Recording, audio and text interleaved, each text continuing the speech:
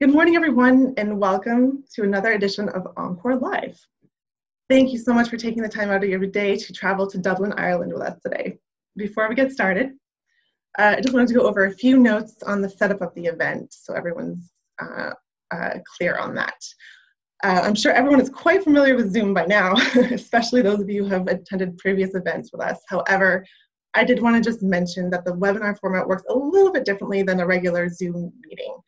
All attendees are muted, which means that you can see us. We unfortunately can't see you. However, we do want this to be an interactive experience. So please use the question and answer function to ask any questions that you may have, and we'll do our very best to answer all of them by the end of the webinar. Additionally, I did want to just mention that this is being recorded and will be available to watch as soon as tomorrow. So please feel free to watch it again or share it with anyone that you may feel is interested in learning about Christ Church Cathedral. All right, let's get started. I'll just introduce myself first for those of you who don't know me. My name is Sabrina Nikoloff. I'm a regional director here at Encore Tours. Today we will be discussing the vibrant musical life at the iconic Christ Church Cathedral in Dublin, Ireland. Over the years, Encore has been very fortunate to facilitate in the contribution to this rich musical heritage with a number of our ensembles performing in this beautiful cathedral. This morning, I have the distinct pleasure of welcoming our honored guest, Tom Little, the Director of Music at Christ Church Cathedral. Good morning, Tom. Good morning. It's good to be with you. Greetings from Dublin. Thank you so much for being with us today. It's such a pleasure to have you with us and to learn a bit more about this iconic cathedral. Could you please tell us a bit about your background and your role as the music director at Christ Church Cathedral and perhaps some of your first impressions of the cathedral? Sure. So I suppose my musical life started as a youngster. I had a very musical family. My father was an organist, my grandfather was an organist, my other grandfather was a parish priest. So there was this kind of Church of England music thing going on in my life from a very early age. I was a chorister at York Minster in England, and for the first 18 years, music was everything. And then it carried on being everything, and I ended up studying the organ at the Royal College of Music, working in various places, including Truro Cathedral down in the southwest of England, Southwark Cathedral in London, and later on in a wonderful church in the south of London called Croydon Minster, which had a wonderful music tradition. And I was there for many years, and I was freelancing at the same time, doing organ jobs, conducting jobs, a bit of singing as well. And it came to a time when I was looking for a bit more of an adventure. And my family, my wife and my kids, we thought, this job in Dublin looks great, and Ireland is well known for being a wonderful place. So went for it, and very happy to be here now. I suppose my main responsibility here at the cathedral as Director of Music is to oversee all the music in the cathedral, the provision that we provide for the services. We have our main cathedral choir, which is made up of 22 professional singers, all over the age of 18. They sing 3 times a week, and we have a girls' choir as well who sing once a week. So I spend most of my time just getting them in order and rehearsing them and directing the services. To answer your third question, my first impressions of Christ Church, I mean, the first time I saw it was when I came for interview. And it was a beautiful day. Things always seem better on a beautiful day. Blue sky, the sun was out. I think it had been raining in London, and it was beautiful here. And I walked around the corner and I saw Christ Church for the first time. And it's such an iconic building. You would recognize it anywhere. It looks so different to any other cathedral. I was just in awe of the place. It's beautiful. And then I suppose entering, just the colour, the size, the feel of the place, there's something really special.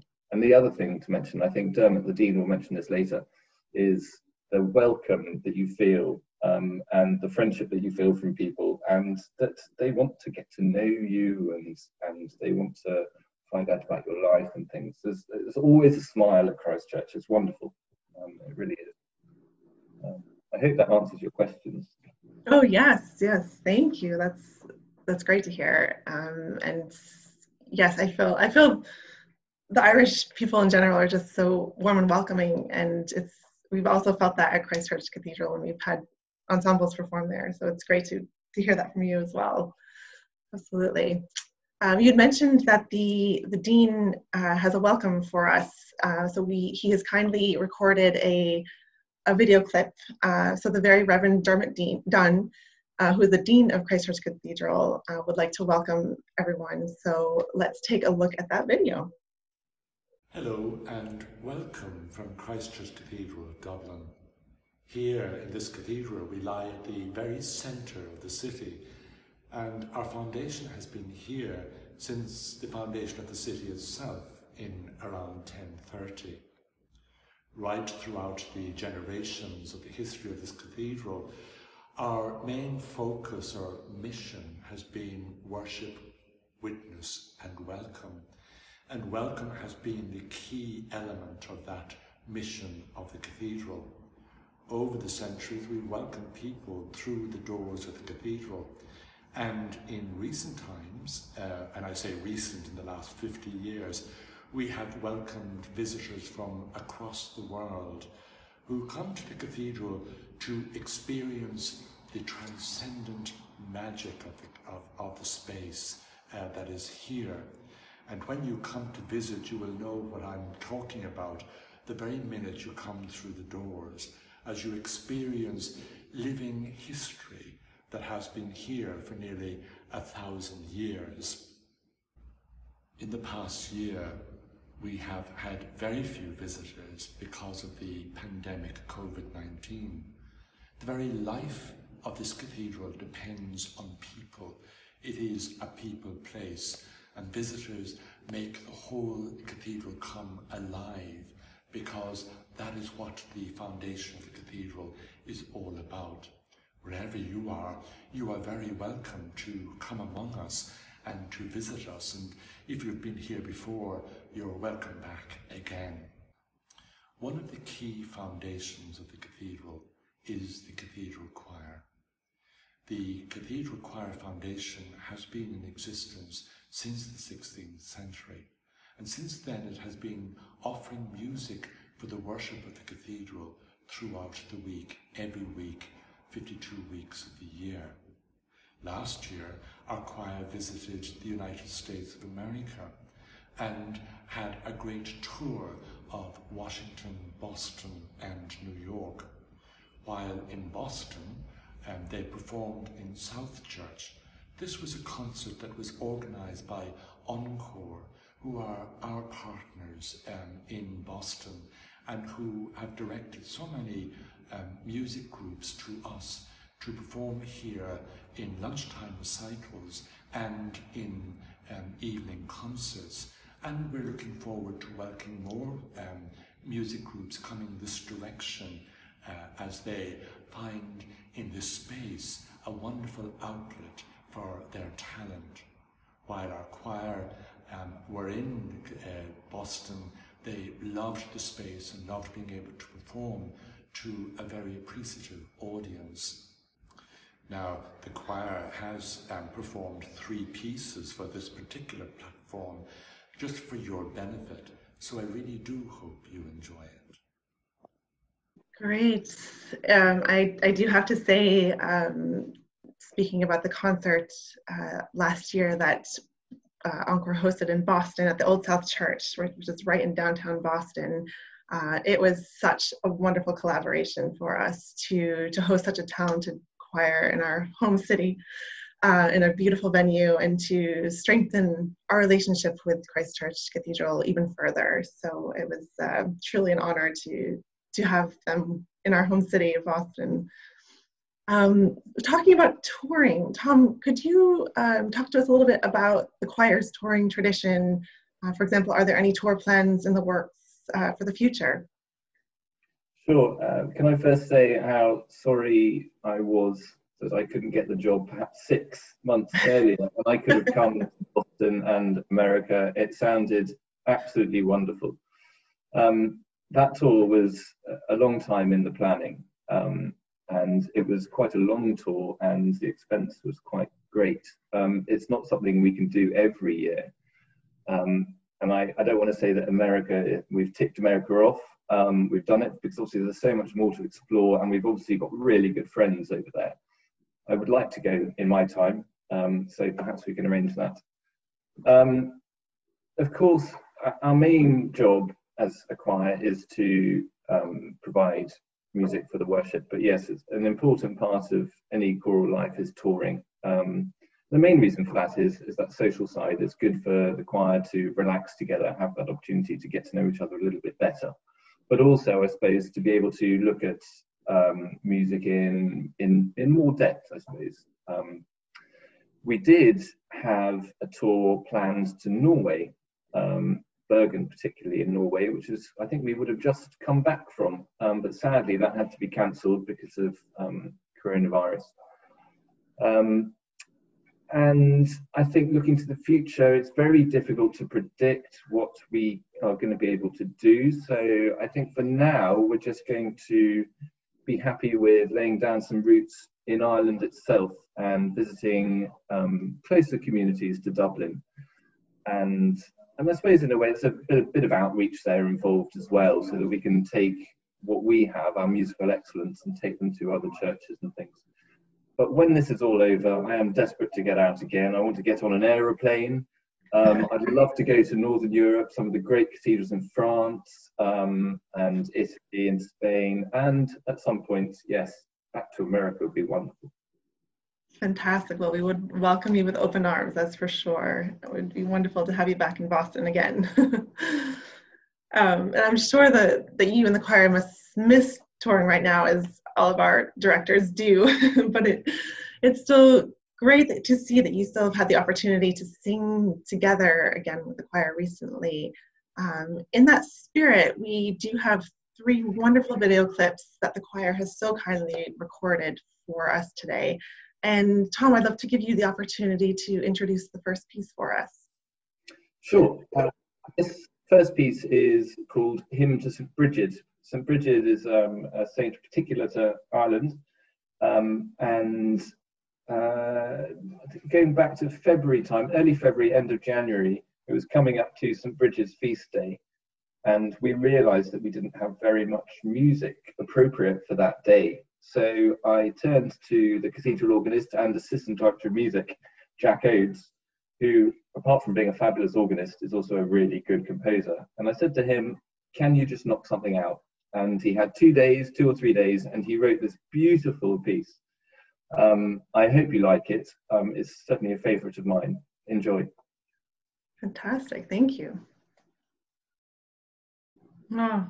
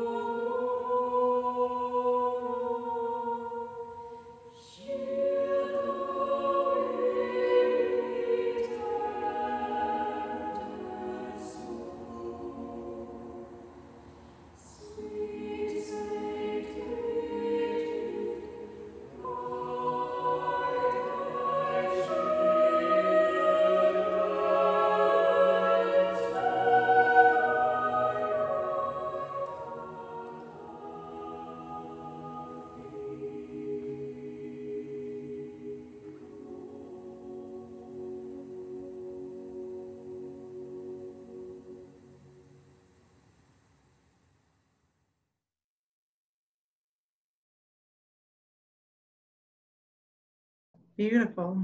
That was gorgeous. That's incredible that he wrote the piece in 2-3 days. As you said, he's hugely talented. That's incredible. And Tom, that was Jack Oates conducting the piece as well, correct? It was. That's Jack. Unfortunately, I couldn't be around for the day that we set to record these 3 items, and it made sense for Jack to conduct his own piece anyway. Absolutely. Yes, you probably can tell that we look very different. And I said, huge beard and lots of ginger hair. Yes. Oh, that was great. Thank you. It's great to see the choir together in person singing, and I thought it would be a good time to talk about what your rehearsal and service schedule looks like now as compared to pre-COVID times, and kind of what you've been doing recently. Sure. It feels a bit strange looking back to the beginning of March, where we were busy getting ready for Holy Week and Easter. 5 services a week, special services on top of that, rehearsals on top of that. As soon as lockdown happened, it was all very abrupt. We all went home, there was no singing, and we didn't sing a single note for 3 months. Amazingly, the clergy here at Christ Church kept going with morning and evening prayer daily and celebrated the Eucharist on Sunday morning each week. So they were able to keep the routine going. And there was some recorded music that was added to that on occasions. And we got to about the end of June and things were looking a little bit better in Ireland. So we took the decision that we need to get some live music happening again. So from the beginning of July, we brought back the choir to sing just for the Sunday morning to add music to the Eucharist. Now, obviously, there were lots of restrictions involved with that. We couldn't bring back the whole cathedral choir because of social distancing. We had to maintain 2 meters, and you will have seen in that clip, we're still 2 meters apart. We had to move out of the choir stalls, which felt very strange for us, and we ended up singing in the south transept. And that was just so that we could distance ourselves from the tiny congregation that were able to join us on the Sunday morning.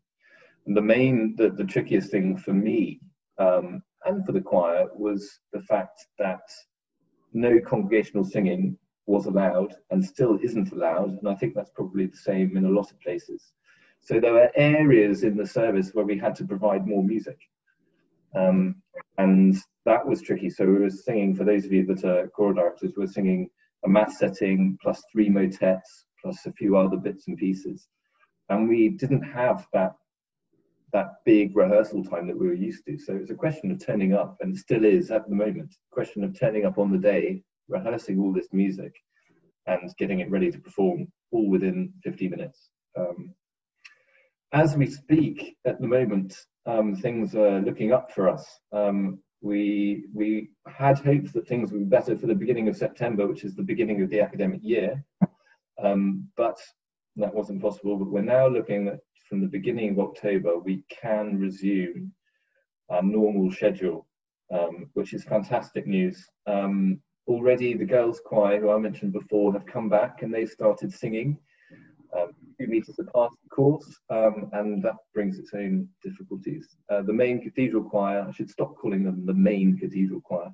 The cathedral choir will be returning in its full force the beginning of October and singing its usual rounds of services. And that's really exciting. And I'm just so pleased that after these 6 months, we've managed to, it feels like we've got there. It really is magnificent. But saying that, yes, there are going to be difficulties along the way. Still 2 meters apart, that's tricky. Still having to provide a lot more music in the services just to fill those gaps when we would have had hymns and things, because we still can't have congregational singing. So it's going to be challenging, but blimey, the choir is up for it. They cannot wait. They really cannot wait. Trying to think if there's anything else that's different. I suppose one other difference is that lockdown made us realise here that we have to somehow reach people that aren't able to get to the building, to get into the building, to hear the choir, come to services. So something that we're adding to our program is a recording session each week, similar to what we did for when we were recording these clips, so that we can build up a bank of music that can be used for services in another lockdown, if that happens, but also so that we can just, have a better online presence, put things through Facebook and the website, and we can reach those congregants that perhaps can't hear themselves. So that's really exciting, and it gives us an opportunity to really work in depth at a particular piece, for a good solid hour and get it just right. Exactly. Well, that's great. It's great to hear that things are slowly kind of getting back to, with differences and with social distancing in mind, but that things are getting back to somewhat normal. That's wonderful. And I know a lot of our viewers today are music directors themselves, and everyone is having a challenging year. But it's super interesting to see and hear what the Cathedral Choir is doing, given the circumstances, and it gives hope for sure. So thank you for sharing that. That's great. We have another video clip of the choir performing, and Tom, I would love if you could be so kind as to introduce this piece as well. Sure. As I mentioned in the beginning of July, we were able to come back and sing for our first service. And I wanted that first piece of that first service to mean something. We'd been silent for 3 months, and it was getting on everyone's nerves, I've got to be honest. Sure. That first Sunday in July, it had to be something with impact, and it had to be something to do with music. So I chose this anthem. It's very popular. It's Sing Joyfully by William Byrd, an English composer from the 16th century. And the beginning of the text is, "Sing joyfully unto God our strength, sing loud unto the God of Jacob." It's all about singing, and I think you can tell they enjoy singing this. I hope you enjoy listening to it.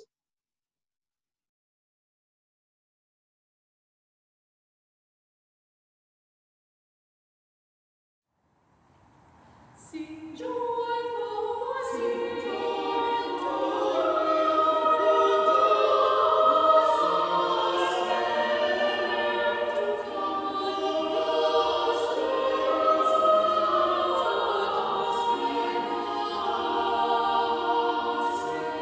Sing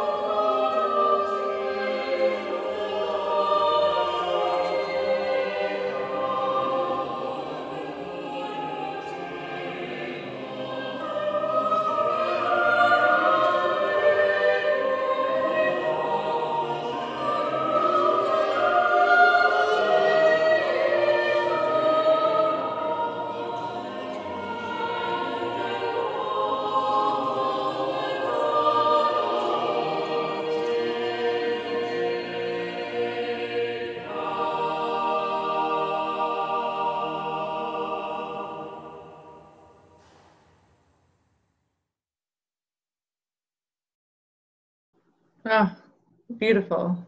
That's a great piece.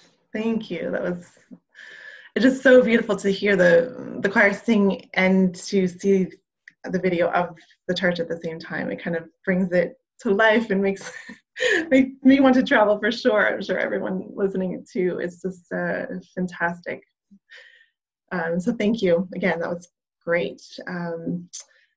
I just wanted to touch now upon the concerts that we at Encore Tours have had the pleasure of organizing in collaboration with Christchurch Cathedral over the years. And we reached out to a couple of directors who have recently performed at Christchurch Cathedral to get their impressions and their thoughts of their experiences there.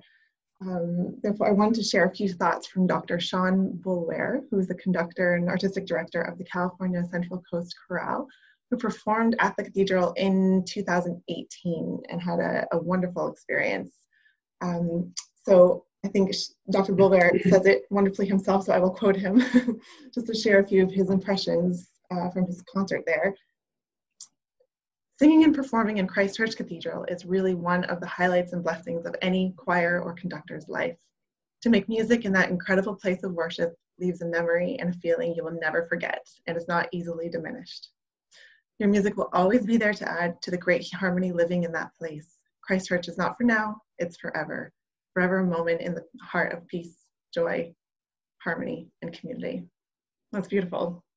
And wonderful to share the experience of directors that we have worked with to perform at Christchurch Cathedral. So as you can see from the videos, it is just a gorgeous place. So we're so fortunate to have this collaboration.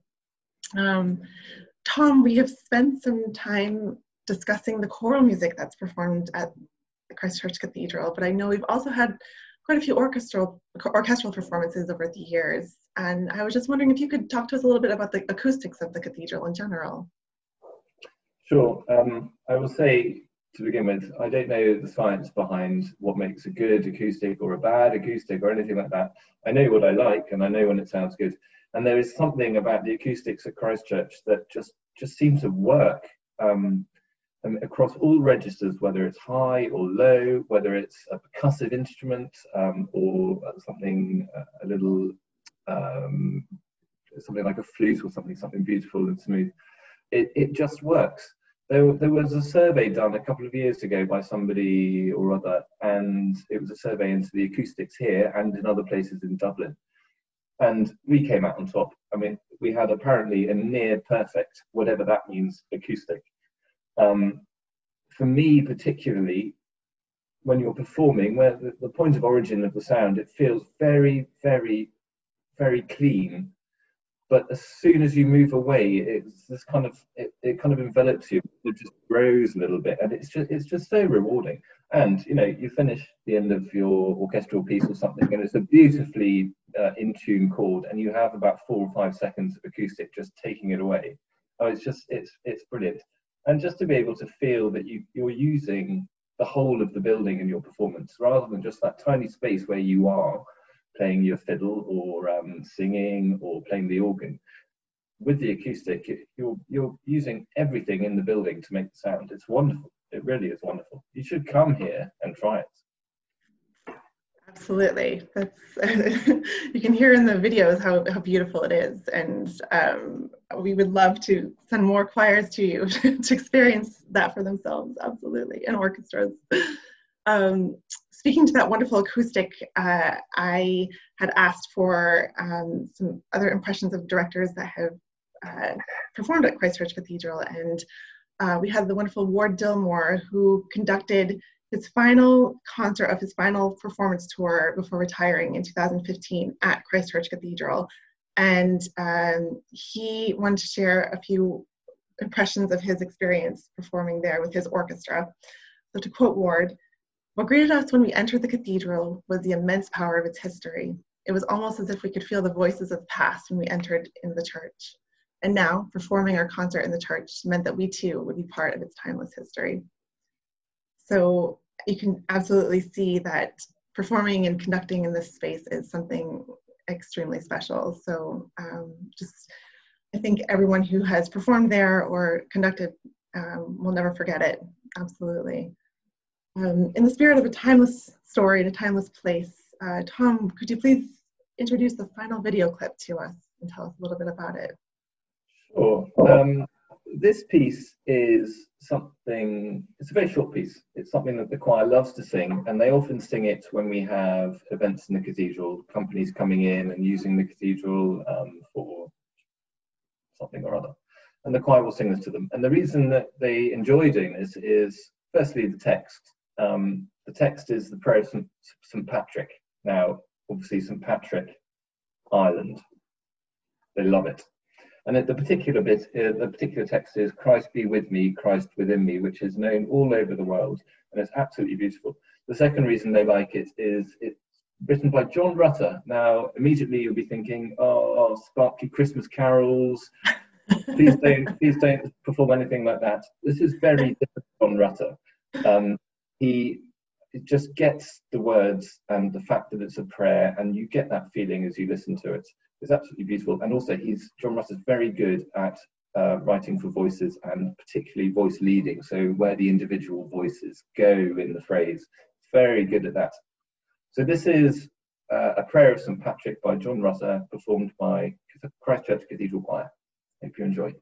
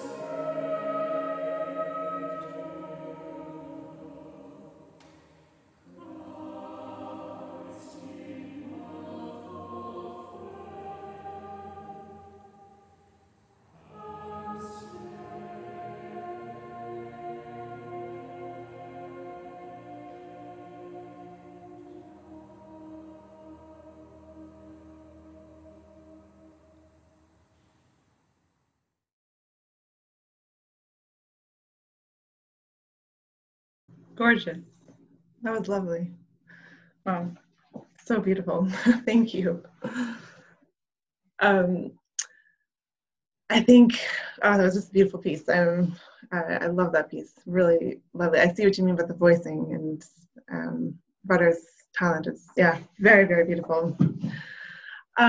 So as soon as travel is open again, we will absolutely be working with you and with sending more of our choirs and orchestras to come to Christchurch Cathedral. And I'm sure everyone is just waiting with a bated breath to be traveling again and to see your beautiful country, or not your beautiful country, but the beautiful country of Ireland. It has so many fascinating and musical places to visit in addition to Dublin and Christchurch Cathedral. The Cliffs of Moher, to Ring of Kerry, Blarney Castle, and charming and small towns such as Kinsale. There's so many wonderful possibilities. And as I mentioned, I feel that the Irish people are just so warm and welcoming, and we've always felt that, which is just, really adds to the whole experience of being a visitor in a country. So Ireland is just a fantastic place to visit, and we will be back soon. I would love to take some questions from the audience, and I would love to ask if you have any questions or any other information that you'd like to learn about the Christchurch Cathedral from Tom. to please enter them into the chat or the Q&A section, and I'll be happy to address them. In the meantime, I have some questions, Tom, that if you don't mind just talking about, and some curiosities. Could you tell us about your first service in the cathedral, your very first time that you started, because you just started not too long ago. I'm sure it's kind of still pretty vivid in your mind. Could you tell us a little bit about that? Sure. Yes, my first service was the 5th of January this year, and we moved about 10 days before, so there was a lot going on at home before my first service. Exactly. And I hadn't had a chance to meet the choir or rehearse with the choir before the Sunday morning. It was a Sunday morning Eucharist. That was my first service. And I remember I was a bag of nerves. I really was. I didn't know what to expect. I didn't know whether the choir would be able to sing the music. I didn't know anything. And 10 o'clock came, the choir arrived, they're all smiling at me, and I was smiling nervously at them. And I picked my hands up and brought them in to sing, and they could just sing. They could just sing it. They're fabulous. And I was just over the moon. And suddenly, I was at rest. I felt comfortable. Although I do remember thinking at the time, I have no idea when I'm supposed to sit or stand, or whether I'm supposed to sit or stand. So I was more worried, actually, in the service about that kind of thing. And I suppose that the one other thing was, you would have seen from the video that the area with the choir stalls is quite small, it's quite intimate. And I just had this kind of overwhelming feeling that actually this was a really sacred place. You're so close to the high altar, you've got the choir in around you, and it just felt so still and beautiful. And I've loved every minute of being in there ever since.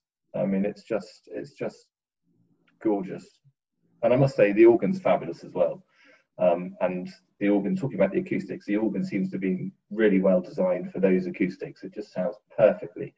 But that was my first service. After the first service, I just felt comfortable, and it just everything slotted into place. It was wonderful. Oh, that's great. That's fantastic. Could you tell us a little bit about the repertoire that you are working on now, or planning to work on with the choir in the next months? Sure. Well, the first thing that comes to my mind is I'm going to have to start thinking about Christmas fairly soon. Ah, yes. Which is true. Terrible. It's like seeing the decorations in the shops and advent calendars coming out really early. It's a bit depressing. The reason we're having to think about it so soon, so early on, is that we'd quite like to record some Christmas music for, as I said, online purposes. And also, in previous years, we've held 3 really successful carol concerts that we have 3 full audiences for, which is a lot of people. We're thinking that possibly we won't be able to do that this year, so we'd like to record the whole concert and offer it online. So that's something that we'll be working towards. As we speak, I'm thinking the next 2 weeks we have ordinations, which are big services when we ordain priests and deacons, and that's going to be a little bit stressful because you'll remember I was saying we're having to sing a little bit more music during the Sunday morning Eucharist to fill in the gaps. Well, there are even more gaps to fill in for these services, and we have, apart from a mass setting, we have 4 motets on top of that, and various other little bits that need to be added as well. So that's certainly what's on my mind at the moment. It's a lot of music to do. But Christmas, that will happen. And then coming into next year, I don't know. I don't know what we'll do then. I think we'll find some other little project to occupy ourselves with, alongside the daily services and things like that. Great. Sounds like you've got a busy schedule in the next couple of months, which I'm sure feels good in a way to get back to it. Great. I don't think we have any questions from the audience, so if there are any that you think of, anyone out there, we'd love to answer your questions or have a little bit more information about Tom or the Cathedral Choir in general. If not, I do have one more question for you, Tom, if you don't mind. I'm just curious of the choir members. Are they auditioned? Is there are any of them professional? Just kind of the makeup of the choir and how you recruit singers, things to that nature. Sure. Well, it's a mixture. We have some of the members of the choir are professionals in other careers, but they just happen to be able to sing really well, or they've been singing their whole life and they want to do this on the side. Fabulous. The main part of the choir are made up of young adults who are looking to have a profession, a career in music. We have a two-tiered system. We have a lay vicar, who is somebody that can lead their section and is confident doing solos and things like that. And then we have choral scholars, which is more of a training position. So they tend to be people either in university or straight out of university.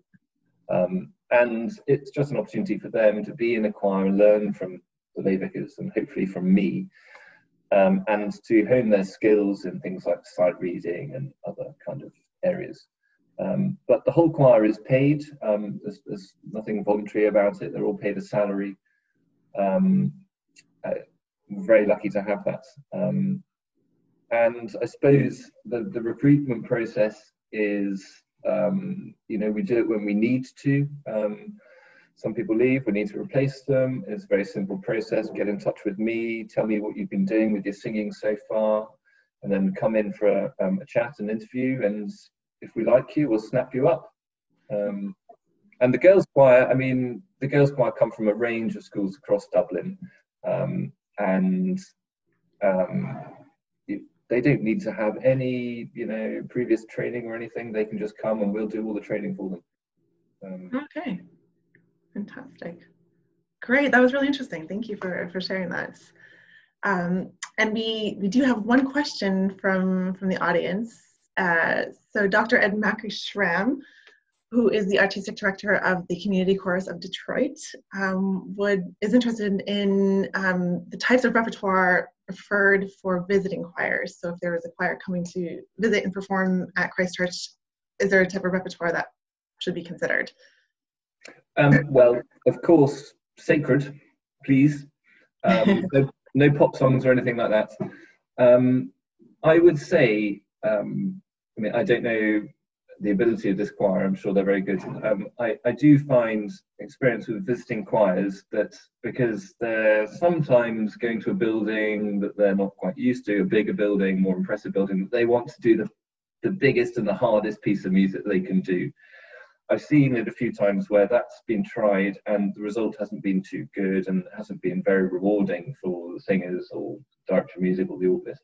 I would always say choose something that you're comfortable with, that you enjoy singing, you know really well, because when you get here, you're going to end up spending a lot of time listening to somebody telling you how the service works, how the procession works, all those kind of things, and you're not going to have that much time to rehearse. So sacred, yes please. Make sure you know it and you enjoy singing it. But apart from that, we sing centuries and centuries worth of music. The really, really early stuff to stuff that was written at the end of January by Jack Oates.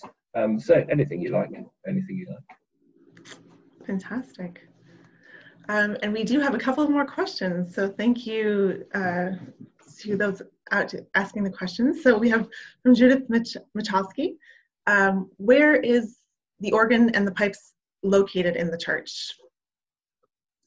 Okay, you may have noticed in the short clips, the organ is right up where the choir sings, just above the choir stalls. So really easy audio and visual links between organist and conductor. And it is ideally situated. So it doesn't really look like an organ, I find sometimes. You have to know that it's an organ. Sometimes you see the pipes, it's quite a funny shape, but it hides in that area that it's in. It's very well positioned. But yeah, right up in the east end with the choir stalls. Great, thank you. And we have a question from Wanda Borges. Thank you, Wanda. The question is, how do you handle rehearsals? Are you in the same formation in the cathedral, or are your choir members expected to learn the music at home and then come just before a service prepared to do a once through and sing at the service? Great question. It's a really good question, and it's something that I've been thinking about a lot. And I mean, what's happening at the moment is the choir are notified about what they're singing on a Sunday morning in advance. And the hope is that they may have a look at it in advance. But I don't, although I kind of expect it, I'm not certain that's going to happen. And I don't mind that. I don't mind them, you know, they've all got their lives and that's fine. They can just turn up. And so there's always time to correct a few notes. So that's the way that happens. As I said, we are socially distanced all the time. And all our rehearsals at the moment, and I think they probably will continue in the future, will happen in the cathedral, where we do have a bit more space. We have a really good sized rehearsal space upstairs in the offices. Very, very large, in fact, but just not quite large enough for our 22 singers. So we will be rehearsing in the nave of the cathedral. I hope that answers your question. Great. Yes, that was very informative. Thank you. And then we just got another question from Vadine Bennett. Does the cathedral choir or the girls choir ever sing with a visiting choir as a collaboration? It's not happened in the past. So I would say, as a general rule, no. And I'll leave it at that. Okay, fair enough. Yeah, thank you. I think the main reason, sorry, I'll just jump back onto that. The main reason for that is when we have visiting choirs and things like that, they're normally singing when the choir are on their holiday, and they work flipping hard. So I think they're entitled to their holidays. Absolutely, makes perfect sense. Great. Well, I think that kind of sums up the question and answer section. Thank you to those who submitted questions. Those were great. And that kind of wraps up our Encore Live event for today. Thank you so much to you, Tom, for sharing all this wonderful insight into the vibrant musical life of Christ Church Cathedral. That was wonderful, and we're so appreciative. Thank you so very much. It's been great. And thank you to everyone for joining us today for this week's edition. We'll be sending out invitations for next week's event, Pau Casals and the Bach Cello Suites, shortly. As we exit, I also wanted to mention that we will be playing a video of Dr. Sean Boulware's choir, the California Central Coast Chorale, performing Ave Verum Corpus by Mozart in Christ Church Cathedral in 2018. So as we kind of exit the event, the video will be playing, but that wraps up our event for today. And again, thank you so much everyone for joining. It's wonderful to see you, and hope you have a wonderful day. And again, thank you, Tom, for everything. You had a wonderful exchange today. Thank you so very much.